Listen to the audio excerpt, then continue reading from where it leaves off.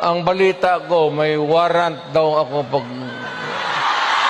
Hindi, totoo. Yung sa ICC or something. Matagal na akong hinahabol ng mga ano man ang kasalanan ko, ako daw yung assuming na totoo.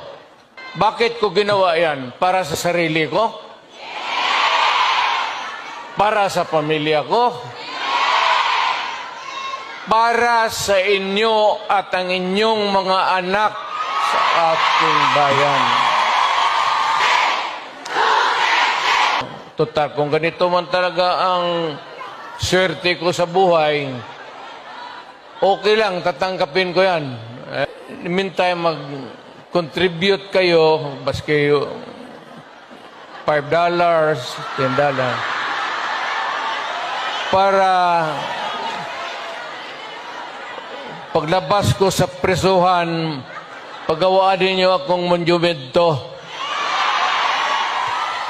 katabi ni Rizal. Si Rizal may hawak na libro eh.